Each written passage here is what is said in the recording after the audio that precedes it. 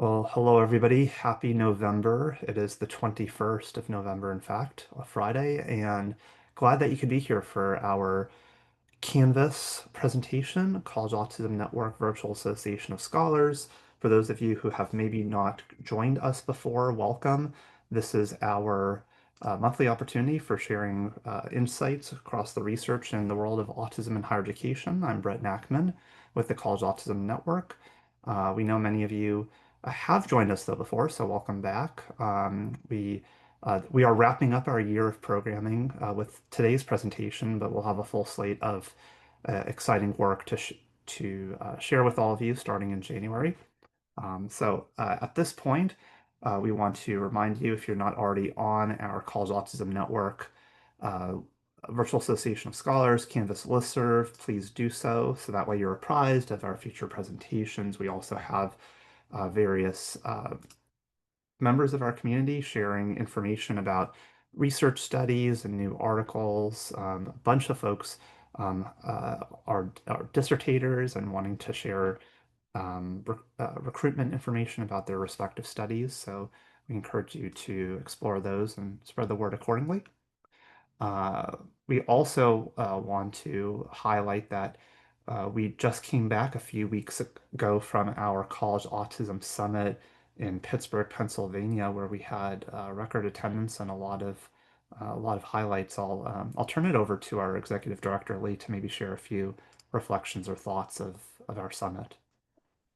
Thanks, Brett. Hi, everybody. I see that Mark asked in the chat, how was the summit? And I think by all accounts, it was really great. We did had about 375 people who registered, so very big crowd when we think about our first summit in 2017, where we had 70 people.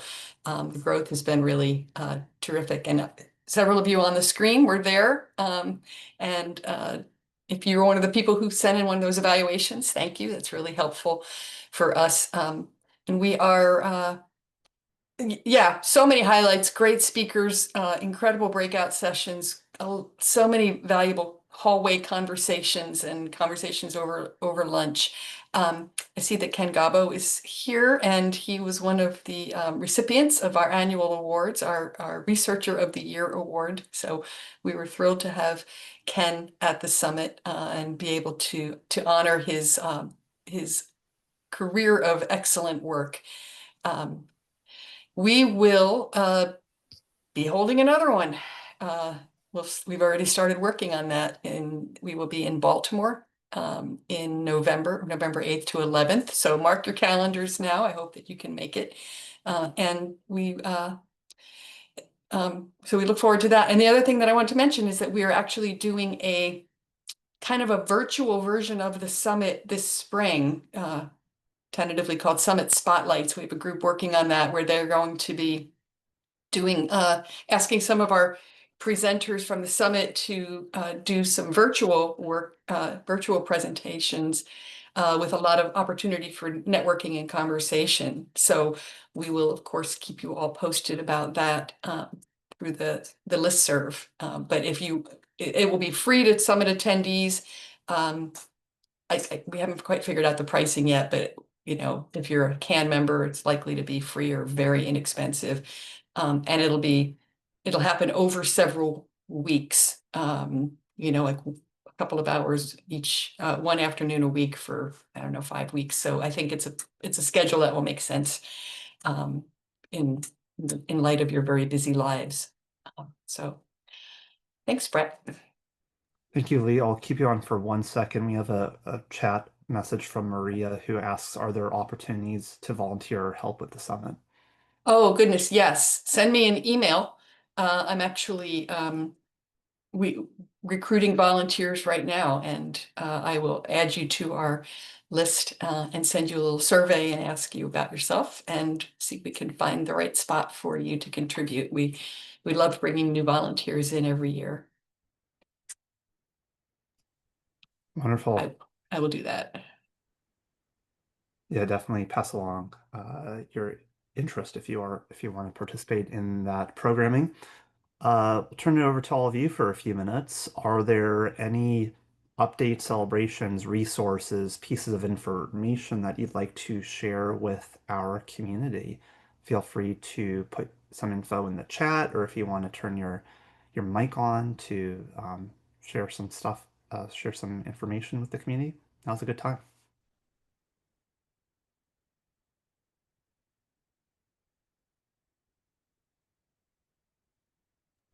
Mark mentions getting a book chapter published this year. Great. Kudos, Mark.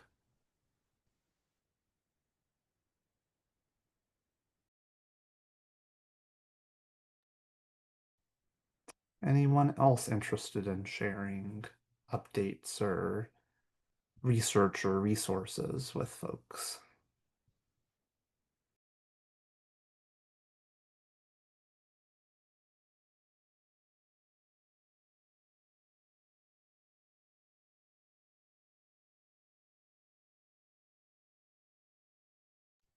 I think people are just gearing up for Eleanor's presentation, so I think we maybe just should turn it over to you, Eleanor. And if anybody wants to add stuff in the chat, feel free to do so. Want to reintroduce to everybody Elinor Lim, PhD candidate at University of Portsmouth. Elinor was a past Canvas presenter almost 3 years ago, and we've this just shows how Canvas has been around for a while. Like we're in a space now where we're so excited to be able to welcome back some great scholars and folks from the past, and Eleanor is here to talk about some doctoral work, PhD work with everybody on the role and impact of family and autistic students' university journeys. As always, as folks have questions, ideas, contributions, please put those in the chat. And we can also pose those questions toward the end of our time today. We'll have some time for Q&A at the conclusion, and we'll turn it over to you. Now, Eleanor, glad you could be here. Thank you. Let me just get my screen going. And hopefully that works fine. So hopefully you can all see my screen and hear me okay. Yeah, thank you, Brett. As Brett said, I did present it was my master's research like 3 years ago now. And I don't know how 3 years have just gone by like that, but yeah, I am a PhD candidate at the University of Portsmouth. I'm supervised by Emini, Stephen, and Beatrice, all also at the University of Portsmouth.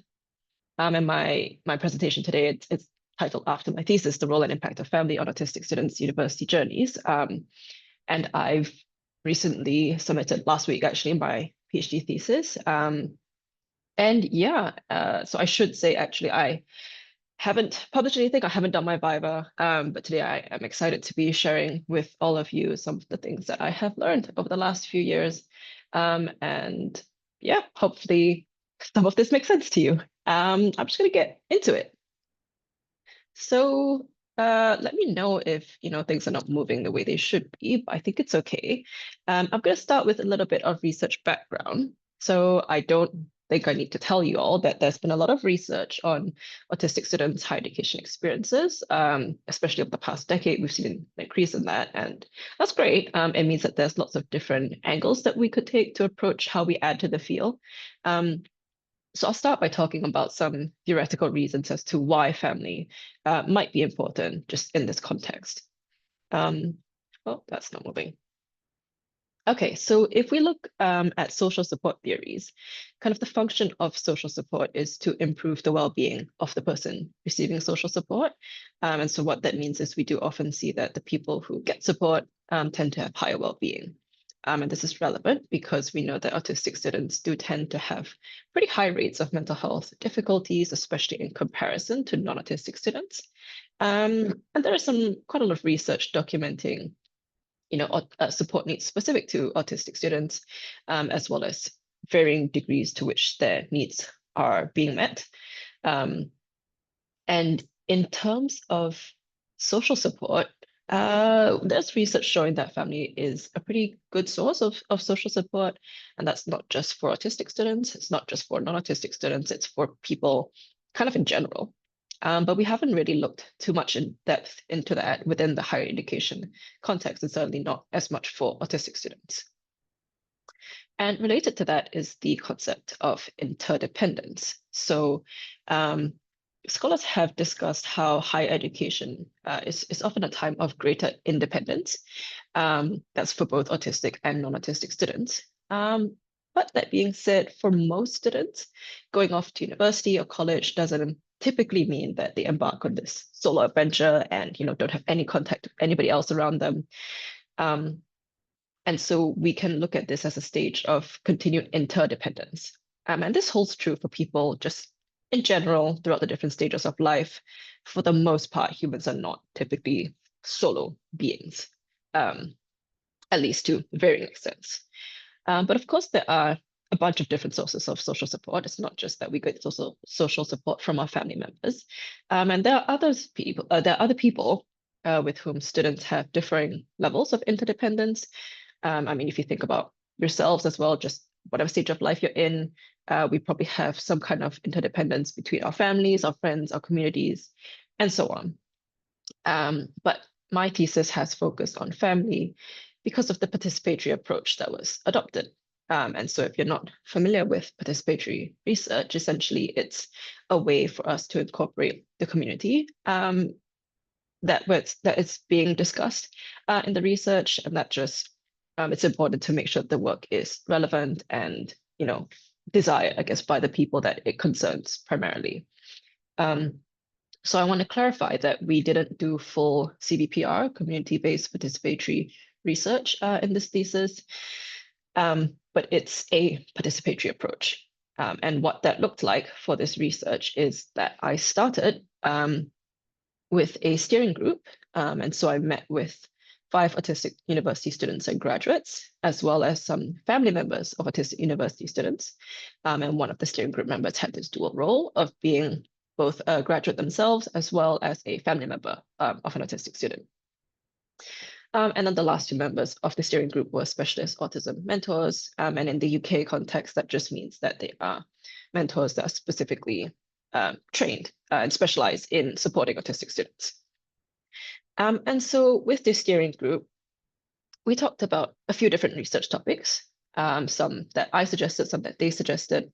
And in the end, I asked them to vote on what they thought was going to be the top research priority for me to look into during my PhD. And they voted on family. And so that's kind of how we settled on this topic. And so that brings me to the overall research question of the thesis, which is what are the role and impact of family in autistic students' university journeys? And I want to say here that when I mention family in this context, we didn't restrict to any specific kind of family members. There's lots of different family structures in existence around the world. And so we wanted that to be reflected if it came up. So yeah, as long as they felt that it was that description of family fit a specific person, that was completely fine. And so kind of the overall sort of goal was in the hopes of being able to use this research to identify some areas of resource and improvement in the higher education context, hopefully to improve support for students and their families, and ultimately the kind of to add to the work that's being done to reduce barriers and enhance success for autistic students. So to that end, over the course of my PhD, I did 3 studies, a scoping review, a qualitative study, and then a quantitative study. And the steering group that I mentioned also helped to inform the sort of mixed methods, qualitative and quantitative design. And especially they helped with the design of the qualitative study. Because there was some time constraints, they didn't have time to go through the design of the quantitative study. And so I worked with some autistic consultants separately later as we were developing that. So today I'll just talk through a quick summary of each of these studies in this order. And so the first one is a scoping review. And so kind of in terms of the previous research that's been looking at the role and impact of family, to the best of my knowledge, there's only been 1 literature review done to date, and that's been like 10 years ago now. And this literature review was focused on the US context. It included 6 empirical studies, and they discussed that, well, they concluded that the main role of family is to provide non-academic support for autistic students. But in terms of impact of such family support, and of family more broadly, it was essentially inconclusive because there was not enough data, and in particular, not enough research being done into student outcomes. And so they couldn't answer that part of the question. And so the aim of this review that we did was to firstly provide an updated summary of the literature on the role of and impact of family, and then also to identify the different constructs that have been discussed in the research and synthesize the perspectives on those constructs. So in this scoping review, we included 23 records that were published up till about 2024. And even though we didn't restrict the scope by country, most of them were still from the US, and most of them were also qualitative. So you'll note that actually there weren't any solely quantitative studies that we included. And then in regard to the constructs that were discussed, so most of the studies discussed family involvement, and by this we mean how family members are interested in and engaged with and knowledgeable about the student's educational life, and so how much they know about what the student is going through within the higher education context. And all but one study discussed family support. So we use a definition of social support here, essentially how resources are being exchanged between people to benefit the recipient's well-being. Yes, and then regarding the role of family, actually only 9 studies discussed this. But within this, they discussed how the various actions and functions and expectations of family members in relation to students and their higher education experiences. And importantly, these studies talked about how the roles within families and between family members change over time over the course of the university journey, in particular, kind of in relation to students' independence. And then only 3 studies talked about family relationships, specifically parent-child relationships within broader, more complex family dynamics. In general, what we found is that we agree with, essentially the findings agree with the previous review that the main role of family is to provide non-academic support for autistic students. But we know that it's really important for involvement and support to be balanced with students' autonomy. And that, of course, the specifics of support depend on individual as well as family circumstances. And we also note some gaps that need to be addressed to this review. So again, most of the work has been done in the US. None of the studies that we included were done in the UK, which is where I was based for my PhD. And importantly, the studies that discuss family support, which was all but one of them, they focused on support that was provided to autistic students, not by autistic students. And that kind of implies that autistic students are only recipients of support, but based on interdependence theory, that shouldn't be true. So that was something that we wanted to look into as well. And then finally, similar to the previous review, the quantitative impact of support and of just family interactions more broadly still remain unclear, and there's a need to look at outcomes essentially. And so the next 2 studies that I did in my PhD aim to address these gaps. So moving on to the qualitative study, one thing we wanted to look at was to broadly explore what relationships and dynamics were like in autistic students' families, kind of broad scene setting. And then importantly, to look at family support, both for and by autistic students. So looking at how family members supported autistic students and vice versa. And we did this through individual interviews. So I spoke with or sent emails to 26 students and 11 family members of autistic students. And these were students who had experience of doing an undergraduate and or taught master's course in the UK context. When I say taught master's, I mean this in contrast to a master's that's purely by research without classes, modules, without a taught component. And most of the participants were white and female, and most of the autistic students were formally diagnosed as opposed to being self-diagnosed. Most of the students were currently attending university at the time of being interviewed, although most of the family members actually talked about university graduates. And so I performed reflexive thematic analysis on the 2 sets of data separately, but because the findings were common across both data sets, I generated just one set of 5 themes.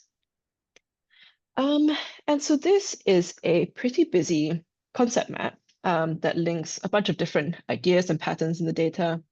You'll note that family relationships and family involvement and support, the two orange circles right in the center, are linked to a bunch of different concepts. For today, I'll just be talking about 2 of the 5 themes. Um, so in the study, this is theme 2. It's called family relationships and family support are intertwined. And I've kind of isolated the part of the concept map that's relevant for this. So in this theme, the participants kind of highlighted how positive relationships typically meant that students did get support from their family members and provided support as well. But negative relationships could result in a lack of support that they received. And I just want to read some participant quotes that illustrate this a little bit. So Cole said his family relationships are really strong. Mom's still the one I will call the most regularly and just chat to her about life and what's going on. And so that's an example of a positive relationship between family members, in this case, a student and his mom. The next quote is from Emily. Emily was talking about how they were trying to have two-way relationships. So although Emily did receive support from their family members, they were also trying to be there for the family members and also support them as well. And then the last quote on this theme is from Ray. It's also a student. So Ray said, I certainly didn't get any support whatsoever from my dad. I was supporting him. And so this is an example of students who had to be quite significant sources of support for their family members, which is a little bit of a reversal of the expected roles, especially when it comes to the parent-child relationship. And so hopefully you can see how there's quite a wide variety of experiences, even within this not that big data set. And the other theme I wanted to mention today, this is theme 4 in our study. It's called I Advocated for Her There Because She Couldn't, the role of family in connecting students with university support. And the diagram just shows how family involvement and support is linked to the student asking for help. It's also linked to university support and how those latter two are linked to each other as well. And I have just one quote that I want to read. So this is from Kai, who's a student. Kai said, my mom did the most to help me with DSA, that's the Disabled Students Allowance in the UK, and getting registered with the university's Disabled Students Department. She helped me fill out all the forms, came with me to DSA's assessment, and took care of any phone calls relating to that. And so this is kind of demonstrating how family members could help students to access university supports, of course, with the students' consent and wanting that. And actually that would require communication between students and families to coordinate this, and with the institutions as well. So in general, this study basically highlighted how autistic students' family dynamics are pretty complex. They're linked to lots of different aspects of family and university life, including support. We found how participants discussed instances of students both receiving and providing support to their family members, and that does align with what we know from the idea of interdependence. And then regarding the specific types of support provided, these actually aligned with the 3 main types of support that are discussed in social support literature. So that would be emotional support, tangible or practical material support, as well as informational support. And we also see similar things, similar depictions of this within the scoping review. And then there were 2 other things that I wanted to highlight in terms of support. So another type of support that came up quite a lot was financial support. And this is technically a type of tangible or practical support. But I'm talking about it specifically because university can be pretty expensive. It's quite relevant for the university context. And then also another element was crisis support. So by this, I mean that in times of emergency, in times of urgent situations, whether that could be due to a physical health scenario, a mental health situation, a meltdown or trying to prevent a meltdown, something that was just stressful and urgent, there was also family support discussed in this context. And just kind of broadly from this study, we can gather that family support is positive, at least in qualitative terms, and that's also supported by what we saw in the scoping review. But then again, in regards to quantitative impact, how does family support quantitatively impact student outcomes? Well, that was the aim of the next study. So the quantitative study, the third and final study in my PhD, we were hoping to quantify the links between support and outcomes to be complementary to the findings that we already have. And so the two main questions that we had in the study were, how does family support broadly and generally impact four different student outcomes? So that would be subjective well-being, academic performance, university completion, and post-university engagement. And I'll explain what those mean. And then secondly, which type of support has the greatest impact on each of these outcomes? So for this study, we did an online survey with 52 autistic students, graduates, and ex-students. And by ex-students, I mean those who have withdrawn or left without completing their course, so dropped out essentially. And the participants were, again, similar to the qualitative study, mostly white, female, and formally diagnosed. And most were actually current undergraduate students at the time of taking the survey. So regarding the types of family support, we looked at the 5 types that I mentioned earlier. So that would be emotional, informational, practical, financial, and crisis or emergency support. And to measure family support, we looked at a few different sources, but for the most part, the items were adapted from the Academic Autistic Spectrum Partnership in Research and Education, or ASPIRE social support scale. So that's a scale that they co-developed with autistic people. It's not publicly available yet, but they did very graciously allow us to use it in the study. And essentially the participants responded on how much support they received from their family members when they wanted it for each of these 5 types of support. And regarding the student outcomes, so the first one being well-being, for this we use the satisfaction with life scale. It's fairly common. It's been used with autistic students and non-autistic students and just people generally quite a lot. It's got items like conditions of my life are excellent, and you indicate how much you agree or disagree with each of these statements. The remaining 3 outcomes were single item variables that were written by the research team. So for academic performance, we simply asked, what's your most recent academic classification? And the students responded on like first class honors, upper second class honors, and so on. That's just how it's measured in the UK. And the last 2, university completion and post-university engagement, these 2 variables were only shown to graduates and ex-students. So this essentially was asking whether they completed university at all, with or without taking time off and so on.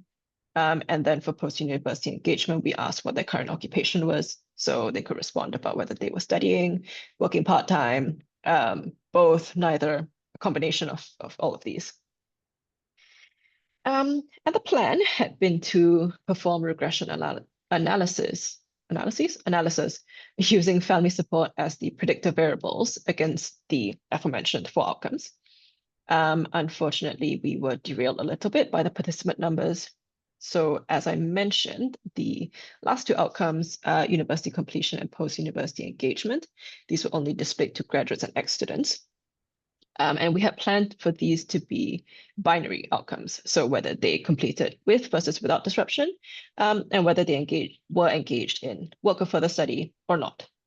But there were only 9 participants who were graduates or ex-students, of which 7 finished university without any disruptions. So that would include taking time off as well as withdrawing from their course. And all 9 of them were engaged in some kind of work or further study or combination of them.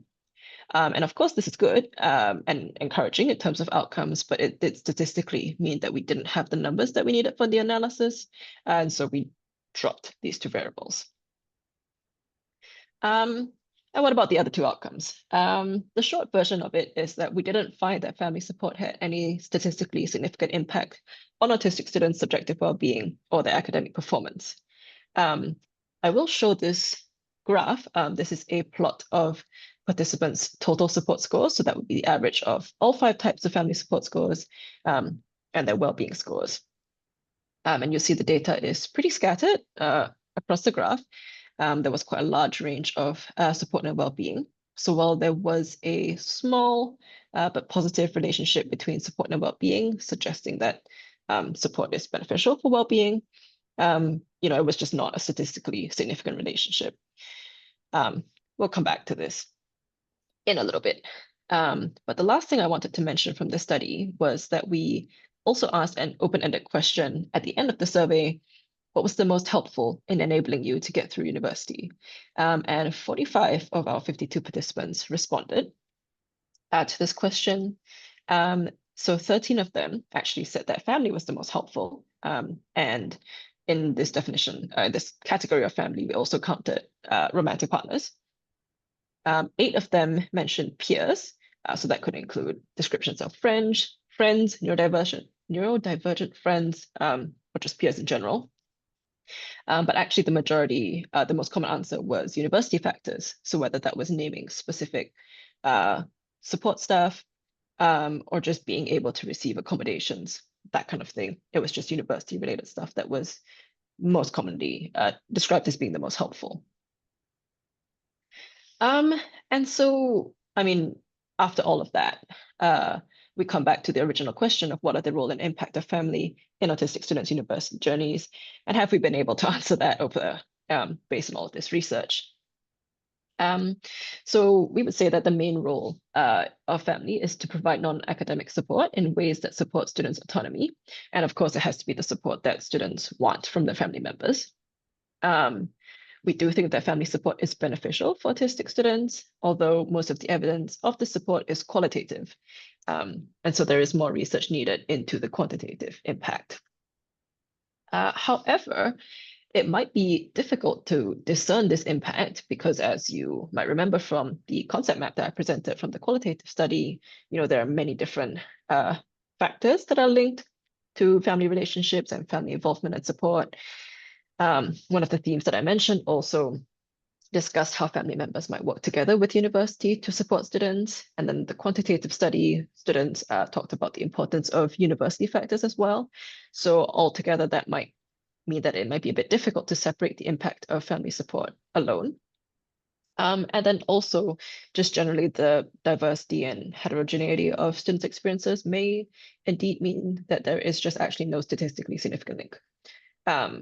And yeah, but importantly, the last thing was that the qualitative study has demonstrated that autistic students are also support providers, and that's important. It aligns with interdependence theory, and it does counter the notion that autistic students are only recipients of support. So what does that all mean? Well, we would say that we should consider leveraging the partnership or the collaboration between students, families, and institutions. And on a practical level, that could look like clear and proactive communication from institutions to families, specifically regarding the expectation that institutions have of family members and of students, particularly revolving around the involvement that families are expected to have or not have, and the roles that family members and students are expected to play and how those may change over the university journey. And in doing so, it's important that all of that information is really clear and accessible to students, and provided to families ahead of time, for example, at open days, at recruitment events, and on university websites. And another area that's important is I think we need to look at strengthening support from multiple angles. Family members are not the only source of support. And of course, most students might not need support necessarily. It's beneficial to have that in place, especially for those who do want it.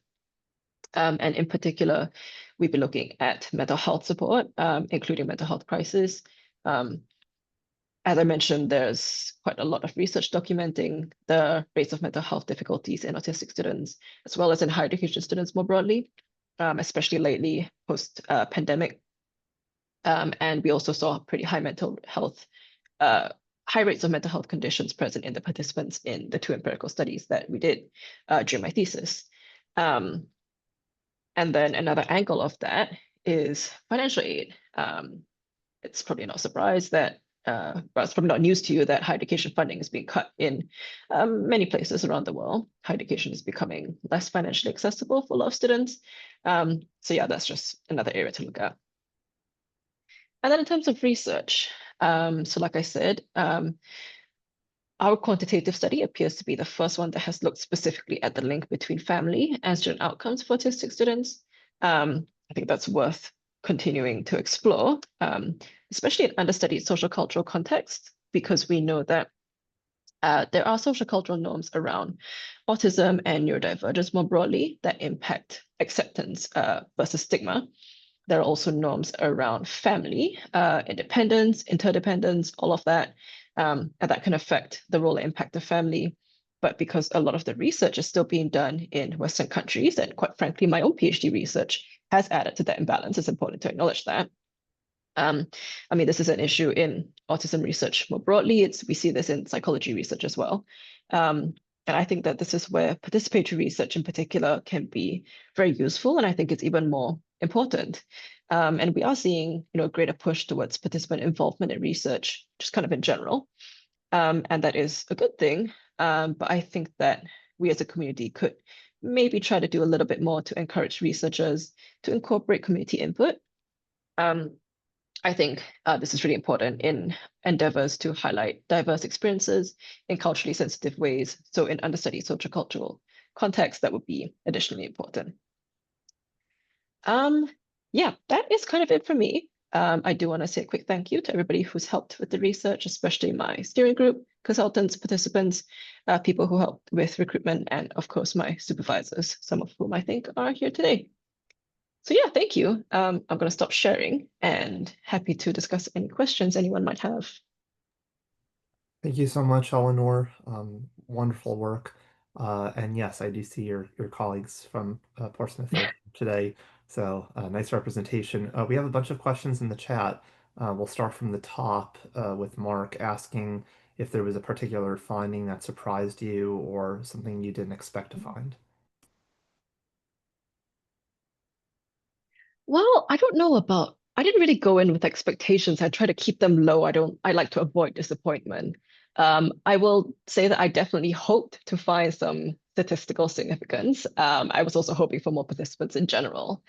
I think I really struggled with that. I think for me, the biggest surprise was not necessarily a specific finding, but in how easily people were willing to open up to me, particularly during the qualitative interviews. I expected them to have a lot more hesitance or at least to take time to warm up to me, but that really wasn't the case. Everyone was really happy to share. And I was really grateful for that, honestly. Great. Katie asks, for the qualitative study, did students talk about support they received from family members that was not wanted? That's a really good question. And I know that some research has talked about overbearing or helicopter parents. I think Brett has published on that as well. Um, Interestingly, I don't think so. I'm not sure if it's because I didn't specifically ask about that. Um, no, I'm sure that there are instances of it. Um, what mostly came up in this regard was that there was a mismatch in support. So the students might have had a specific need that was not met directly because, they wanted, someone talked about wanting their parents to be a little more involved emotionally or, talking through some struggles that they were going through. But the parents were, providing a different kind of support that didn't quite meet the needs. And some people were able to mitigate that by communicating a little bit more directly, but that's not always possible depending on the relationships that they have with their family members. Yeah. Yeah, definitely really complex there. Jackie asks, did students talk about whether their faculty were sources of support and or whether they disclosed their diagnosis to their faculty? Yes. So particularly in the quantitative study, faculty members were one of the groups of people that were identified to be particularly helpful during university. Within the qualitative research, there were a few. It wasn't so much as faculty specifically. A couple did identify specific supportive lecturers. In the UK, we have personal tutors as well. But this was talked about more in terms of generically like higher education staff and how some were more helpful than others, while also acknowledging a lot of difficulty in regards to staff workloads. And that's not just faculty teaching loads, that was also disability support staff having very, very difficult student ratios to balance and how, they had to wait really long for a well-being appointment, things like that. Um, yeah, so disclosure also was kind of varied. Some did and some didn't, depending on um yeah, kind of honestly kind of vibes, whether they thought that the supervisors, the faculty members were well, whether they felt comfortable disclosing. Yeah. Yeah, that makes good sense. Mario asks, even though the sample was largely white, how do you think cultural differences and familiarity with the college process would influence family support and students' perceptions toward this quote-unquote support? Hmm. So I'll speak on the familiarity with the college process first. So we did, I didn't mention it, but we did look a bit into um, sort of parents' background and familiarity with the higher education setting, whether parents have been to university, whether siblings have been to university. And interestingly, that could be a little bit of a mitigating um, factor, where even if they were first generation students, or even if they weren't, that siblings could be helpful in ways that parents weren't, because they had more up-to-date experience. And I think one of the participants said, well, parents are not very fun to go to about girlfriend issues. That's what you go to your brother for. And so, but we also looked at it quantitatively. And actually, there was no difference in family support between first generation and continuing generation students. Um, we could speculate on why that is. But yeah, regarding cultural differences, I think cultural ideas of family and how much each culture so-called thinks that people should be relying on family, how much emerging adults should be relying on family. I think that that would indeed influence perceptions towards families' involvement. I think we might see that even at earlier levels of education, but certainly with a lot of university students going to university around the same time that they are becoming, adults and being expected, at least in Western cultures, to move out of the family home. Um, I think that might impact in the sense of how much something might be perceived as overbearing or over-involved, how much educators might perceive family members to be over-involved versus not, depending on the cultural background. Yeah. Um, I can see the next one is the references slide. Should I just put that back up? Yeah, that's a great idea. And also, Jackie will have a video recording of this if you want to look at it more extensively or take a screenshot or picture with your phone. Yep, I'm seeing a lot of thematic analysis of references. It's so important to I love me make some note Braun of and it. Clark, gotta admit. Absolutely. Maybe we'll keep this up for just a second in case anybody needs to look at it. Next question comes from Gina. Was there any difference in results between students who reside on campus versus those who live at home?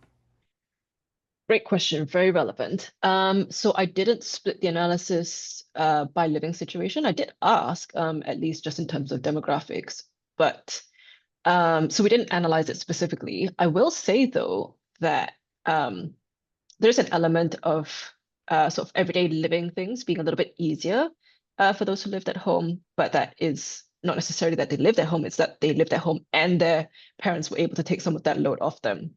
So that's things like helping with chores, helping with meals. And one parent actually talked about how she had an autistic daughter. This is the qualitative study. Her autistic daughter had dropped out of university the first time round due to a bunch of different things come together. And then the second time round, currently the daughter was now returned, but to a different university. And I asked if there was, if she felt that any difference in that.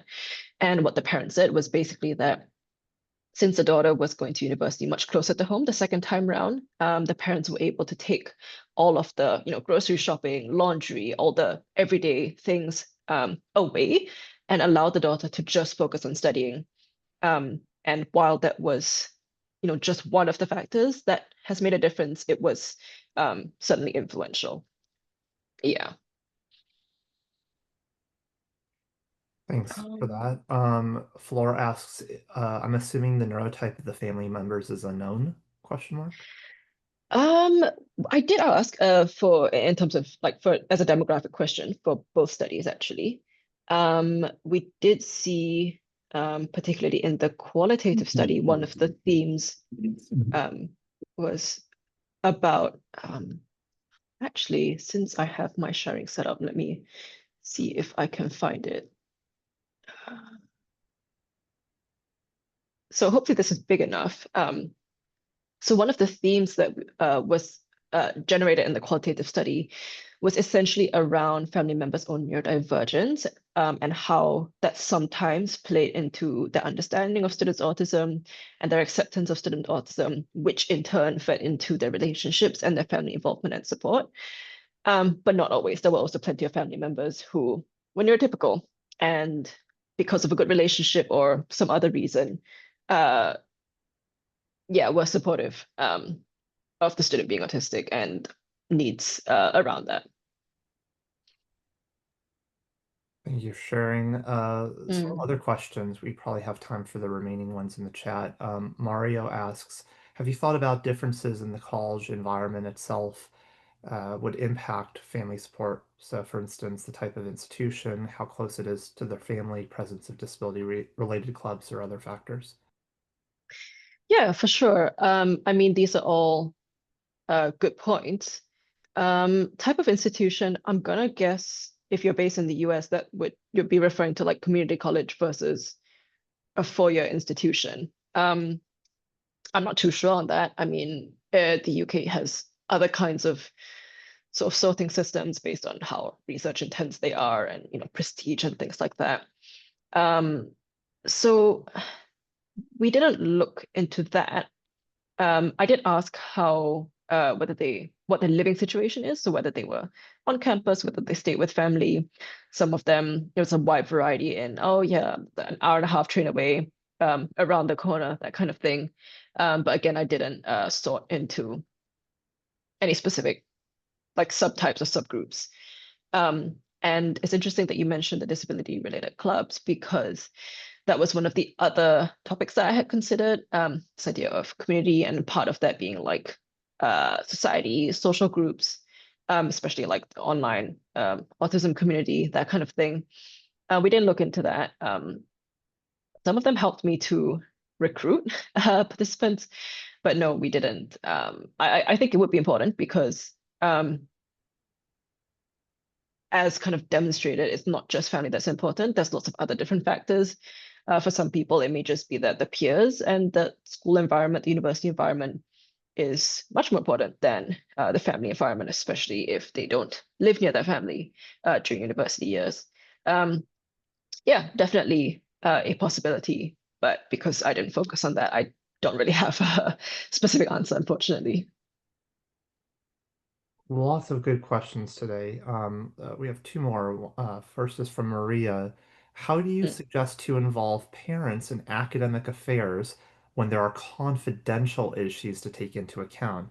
So in the States, certain things cannot be discussed with anybody but the student.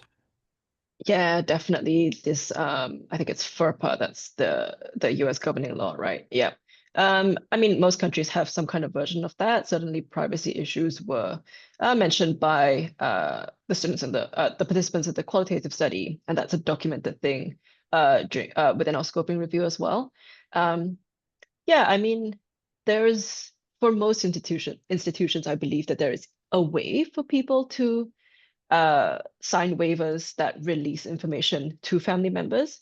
Um, but that's just one layer of it. And I believe that some universities or some institutions will still not be willing, or there are just other barriers in place.